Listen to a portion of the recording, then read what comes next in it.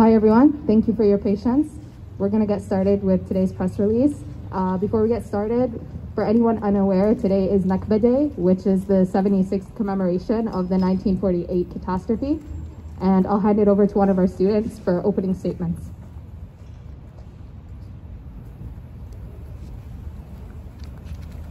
Hi everyone, so as my peer mentioned, today we commemorate Nakba Day, a remembrance of May 15th, 1948, which marks the 76th year of the Nakba, also known as the catastrophe. That's 76 years of colonization, displacement, intentional bombings of archival and historical centers. Essentially, 76 years of a widespread campaign of ethnic cleansing aimed at eliminating Palestinian civilization from 1947 to 1948. This event is deeply ingrained in the collective memory of Palestinians as a narrative of continuous dispossession. The State of Israel was established on May 15th after ethnically cleansing over 530 Palestinian villages. Israel's brutal, systematic massacres murdered thousands of Palestinian civilians, terrorizing at least 750,000 survivors to flee by foot and become refugees. About 78% of Palestine was seized, and the bloodshed by Zionists continued for months and years to come. Between 1948 and 1949, Zionist forces committed over 223 atrocities, including massacres, bombings of homes, looting, the destruction of property, and entire villages. 150,000 Palestinians remained in the land seized to become Israel, 30,000 to 40,000 of whom were internally displaced. It's been more than 76 years of ethnic cleansing, genocide, cultural erasure and appropriation, unlawful detention, intentional bombings, in an effort to erase Palestine. The term Nakba isn't only used to describe a historic event, as the Nakba never ended. We are currently witnessing a harrowing repetition of history as the Israeli regime perpetuates horrific massacres and gross human rights violations with impunity. Gaza, as we know it, was born from the Nakba. Understanding the ongoing Nakba is central not just to understanding this genocide, but to understanding Gaza itself. For the past 7 months, Israel has murdered approximately 43,000 Palestinians, 16,000 being children and injured, 80,000 people, including maimed and severed limbs, chemical weapon attacks, burns, and broken bones. Over 10,000 Palestinians are missing and unaccounted for. Thousands of Palestinians are unlawfully detained in Israeli prisons. All universities lie in ruins. Hospitals are no longer functioning amidst relentless bombardment, and vital infrastructure is shattered. More than 150,000 Palestinians have been forcefully displaced from Rafah in southern Gaza as Israel intensifies its ground and air operations in the area, putting thousands of lives at risk and blocking off crucial humanitarian aid access. Most of those who have fled have already been displaced multiple times due to Israel's relentless 7-month onslaught on the Gaza Strip. Some people have called the Gaza genocide a second Nakba, or the Gaza Nakba, but the genocide must be understood as the latest stage of an ongoing process of slow destruction and displacement that Palestinians have been subjected to since 1948. The Nakba's initial stage saw the creation of the Gaza Strip as a concentration camp for Palestinians. The Nakba's current stage entails its destruction. The ongoing Nakba is not a metaphor, but the assertion of an existing reality. It repudiates the notion that the Nakba is a frozen moment in history, rejecting the reduction of the Palestinian experience to a tragic but discrete misfortune.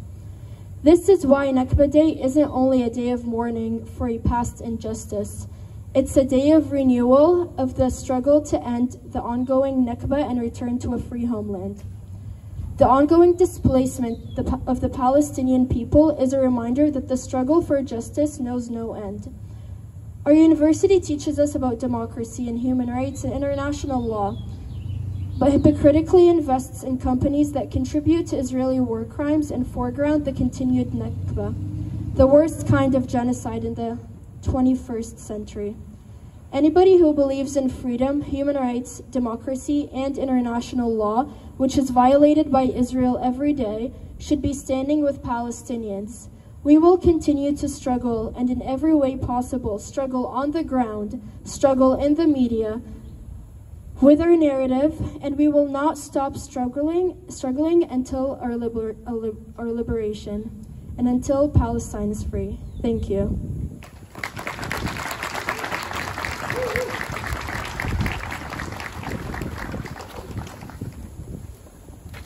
Hi, everybody. We, Student for Justice in Palestine at Carlton, stand with our comrades in U Ottawa and INSAF and MPSA for putting pressure on the university to disclose and divest. Universities are a place to educate future generations, to move humanity forward, and to support students to make a change for a better future. If you search up U Ottawa's core values, a quote by Jacques Fremont, the president of the university, can be read, quote, "The joy of working with meaningful purpose illuminates innovation that can lead to transformation. It all starts with people who make things happen." It all starts with people who make things happen. And that is exactly what our students here are trying to accomplish. To start this conversation about the university's complicity in an ongoing genocide, to create a meaningful change for the people of Palestine. The encampments that we see occurring all around the globe shows us just how complicit so many universities are in this genocide. And more importantly, it shows us that all these universities would rather use police forces and violence than to end their complicity, or at minimum, to listen to their students. And as students, we have the right to the freedom of expression, and the university has its obligation to allow us students to speak on matters of public interest and to debate and express ourselves on our campus. We have been peacefully protesting for 15 days now, demanding the same thing and nothing more. We want our university to divest from the ongoing genocide that has affected our student body personally. And in the same light, we see at Carleton University that they have established a new policy to stop us from an encampment under the light of student safety. Whatever safety means is being used under the guise to repress students who want the truth, who want to hold universities accountable. And in the same light, today we saw McGill's encampment injunction rejected for the second time, which affirms our comrades' right to an encampment. But also, in another light, we see our comrades at the University of Alberta that were raided by the police. We have a right to be here, to protest, to demand for justice, and to demand for the liberation of Palestine. And we must remember, there is not a single university left in Gaza right now. Let me repeat that again. There is not a single university left in Gaza right now. All 13 universities have been targeted and destroyed by the Israeli military. The Al-Aqsa University, Al-Azhar University, Al-Quds Open University, Al-Ummah University, Arab College of Applied Sciences, Gaza University, Islamic University of Gaza, Palestine College of Nursing, Palestine Technical College, University College of Applied Sciences, University College of Science and Technology, University of Palestine, and the last standing university, Isra University, was bombed by 315 landmines on January 17th. This is not a coincidence. To destroy universities means Israel wants to destroy the future of Palestine. But we know right here, right now, that Palestine is almost free. Thank you.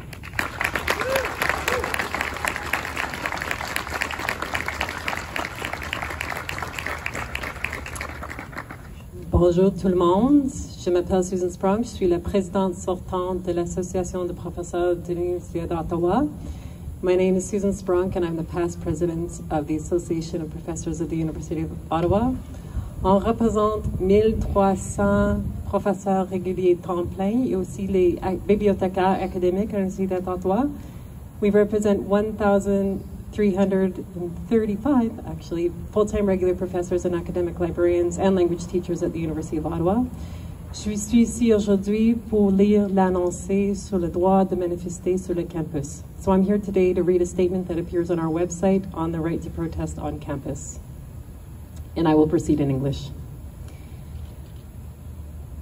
You can find this statement on our website. It was published on May 10th. In response to the University of Ottawa's April 28th communication on freedom of expression, the APUO expresses our unequivocal support of our students' and colleagues' right to protest at our University of Ottawa campus. Building upon our December statements about academic freedom in times of conflict, we state in the strongest possible terms that the academic or expressive freedoms of all members of our campus community must be upheld, especially during times of conflict that deeply affect University of Ottawa students and workers. On Tuesday, April 30th, University of Ottawa students, supported by faculty and other members of the campus community, set up an encampment on Taberry Lawn, and here we are. The group has presented several demands, including calls for transparency about the university's investment holdings and for its divestment from corporations complicit in human rights abuses. The APUO supports the calls for transparency and for divestment from corporations complicit in human rights abuses. Encampments and occupations have long been used by countless social movements. They are not new to our university. The APUO remains alarmed by the central administration's seeming attempt to preemptively categorize such actions on campus as inherently unsafe. We call on the central administration to respect the encampment as a legitimate and peaceful form of protest. We echo and fully support the view put forward by the Canadian Association of University Teachers in its recently published statements about the right to freedom of expression and peaceful protest on campus. University and college administrations fail in their duty to uphold the foundational purposes of our institutions when they limit or preempt peaceful protests and counter-protests. When administrators threaten or authorize the discipline or arrest of peaceful protesters on campus, they are silencing expression and censoring speech. Academic freedom cannot thrive when freedom of expression is constrained. The APUO calls on the University of Ottawa to protect and uphold the right to academic and expressive freedom of the members of the university community. We call upon the interim provost and vice president, academic affairs, and the chief investment officer to accept the encampment organizers' call for a meeting, and we urge the administration to engage in good faith, transparent, meaningful dialogue. Merci. Thank you.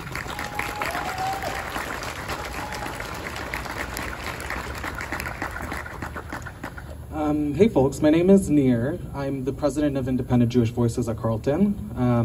We're here today and we've been here since the encampment started, because we're standing in solidarity with INSAF and the Palestinian Student Association as they demand an end to their institution's complicity in genocide. While IJV Carlton is obviously not a U Ottawa group, we do believe that the call for justice and ethical action resonates deeply with the entire Carlton community, and we urge everyone to join us in this effort. I want to take a moment just to echo the core principles of the encampment and to emphasize our demands to the university administration. So firstly, the university has a fundamental responsibility to be transparent and accountable in all of its investments. We demand the full disclosure of all direct and indirect university investments. Transparency is not negotiable. This allows for more informed discussions within our community and ensures ethical decision-making with regards to where our university allocates its resources. Furthermore, we cannot, we must not, and we will not turn a blind eye to the ongoing genocide in Palestine. We demand the full divestment from corporations actively involved in this genocide, in the occupation, and in the surveillance of Palestinians both in the Gaza Strip and in the West Bank. Additionally, partnerships with Israeli academic institutions that either directly or indirectly contribute to the occupation must be terminated immediately. This is not an attack on education, it's just a demand for a more just and ethical academic environment for all. Finally, we demand that the university adopt the Arab Canadian Lawyers Association's definition of anti-Palestinian racism. This is an essential and critical step forward towards creating a more inclusive and welcoming campus for all students, faculty, and staff. In the face of such inhumane acts and barbarianism perpetrated by the Israeli military, I mean, the ruthless annihilation of 45,000 Palestinians, the agonizing mutilation of over 80,000 individuals, the dire starvation gripping 1.1 million people, and this is along with 750,000 cases of acute respiratory infections, 380,000 cases of watery diarrhea, and the displacement of 625,000 students from schools. And again, this is not to mention the tragic loss of 261 aid workers, 493 health workers, and 142 journalists. How can our demand be viewed as controversial? After 8 months of enduring such horrors, why is it unreasonable for us to insist that the university, to which we contribute tens of thousands of dollars to, why is it controversial to demand that they immediately disassociate themselves from the perpetrators of this genocide? The truth of the matter, it's not controversial. These demands are the most basic things that we can ask for. The administration's purposely exaggerating this encampment and our demands because of the Zionist lobby breathing down their necks. But we cannot and we must not let them win. Let's make no mistake, these are not mere demands. These are concrete demands we refuse to, these are not mere requests. These are concrete demands that we refuse to back down from. And we will not leave until the university takes a stand against genocide, commits to transparency, and implements ethical investment and academic practices. Thank you.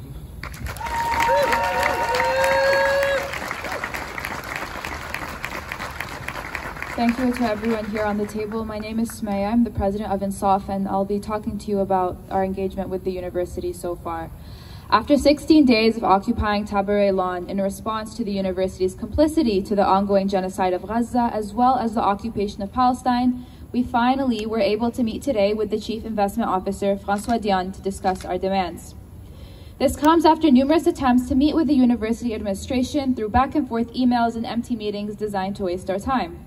During the meeting, they continuously stressed the responsible investment guidelines that focus on environmental, social, and governance responsibilities, ESG, while also stressing their commitment to being neutral as an institution, despite the murder of over 40,000 Palestinians facilitated by the same companies that U Ottawa invests in. They present this as a wall to achieving our demands, but we hope to use these guidelines as a means of fulfilling them. The university's response so far insinuates that our demands are unreasonable and difficult to implement, despite the fact that U Ottawa has previously committed to fully divesting from fossil fuels. We ask U Ottawa, should the murder of over 40,000 Palestinians in Gaza not be considered as a legitimate cause for immediate divestment as well? As part of our demands, we called on the University of Ottawa to fully disclose all their investments. They have verbally indicated to us during today's meeting that they are committed to releasing the full investment list, and will get back to us by Friday on the exact date that that list should be made available.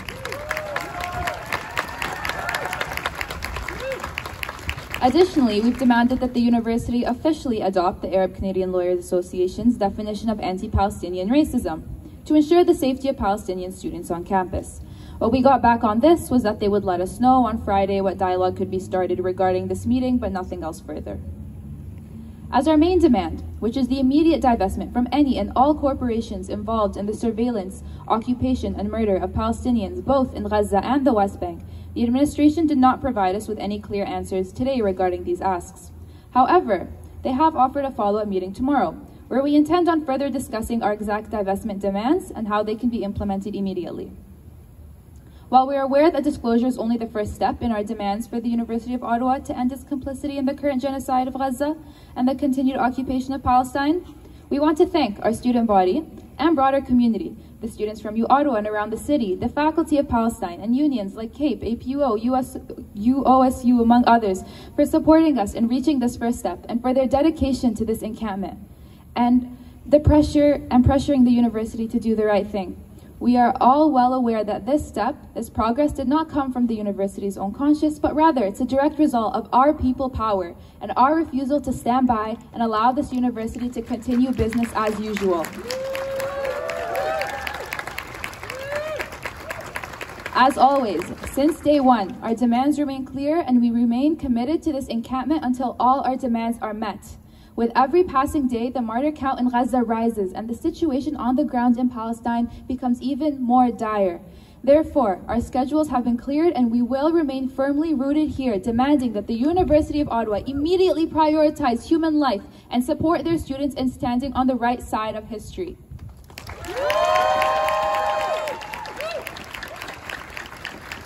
We need you all to continue showing up and supporting the students as they navigate negotiations with the university administration.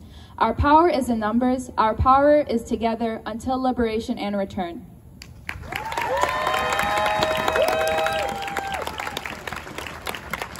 We'll take questions for the next 10 minutes.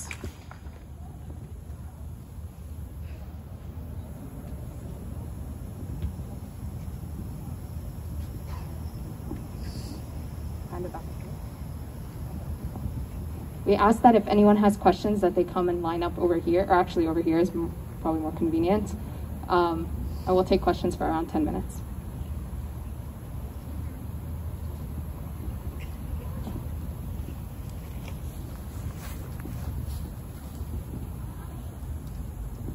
Hi guys, could you repeat what you just said in French, please? So we could grab that on camera just to make sure that every Francophone understands out there. Yes, please.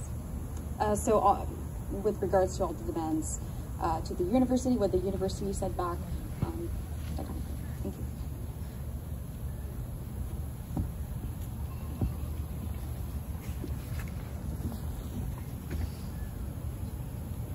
Ok, so à propos de nos premières demandes, qui était la définition de